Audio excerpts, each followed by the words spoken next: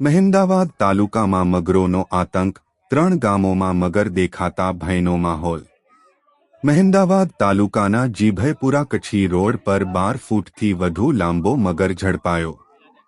રીંછોલ ગામના રહેણાંક મકાનમાં પણ 7 ફૂટથી વધુ મગર ઘૂસી આવ્યો હતો। રેસ્ક્યુ દરમિયાન અધિકારી ઈજાગ્રસ્ત થતાં તેમની સારવાર ગાંધીનગરની ખાનગી હોસ્પિટલમાં ચાલી રહી છે।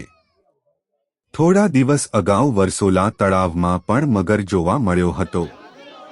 બંને મગરને મહેમદાવાદ ફોરેસ્ટ ઓફિસ ખાતે લાવવામાં આવ્યા છે અને વન વિભાગે લોકોને સાવચેત રહેવાની અપીલ કરી છે।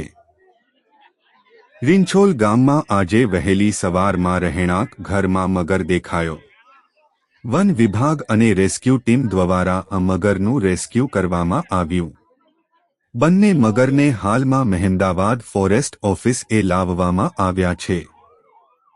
મારો પરિચય મહેમદાવાદમાં હું રહું છું। મારું નામ નગીનભાઈ છે।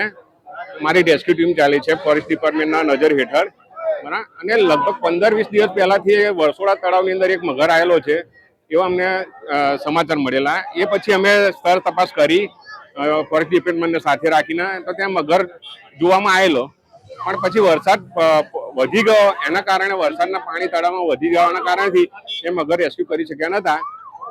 એના માટે પછી ત્યાં આગળ અમે એને રેસ્ક્યુ કરવા માટે 4 પિંજરા લગાવ્યા હતા, પણ તો પણ એ વરસાદ વધી જવાના, તળાવમાં પાણી વધી જવાના કારણે પછી એ મગર રેસ્ક્યુ કરી શક્યા નહોતા। એ પછી ગઈકાલ રાત્રે અમૂલ ડેરી પાછળ જીભયપુરામાંથી એક કોલ આવ્યો કે તળાવમાંથી મગર બહાર નીકળીને અમૂલ ડેરીની પાછળ જે રોડ છે એ સર્વિસ રોડ પર છે।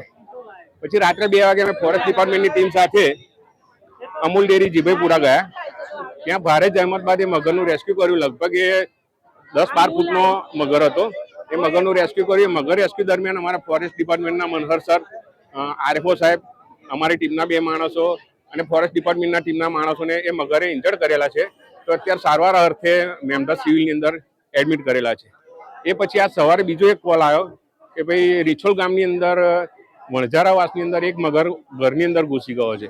એ પછી અમે યુદ્ધના ધોરણે અમારી ટીમ અને ફોરેસ્ટ ડિપાર્ટમેન્ટની ટીમ રીંછોલ ગામમાં વણઝારાવાસ ખાતે આવીને એ મગર રેસ્ક્યુ કરી લીધેલ છે અને કોઈ જાનહાનિ થયેલ નથી।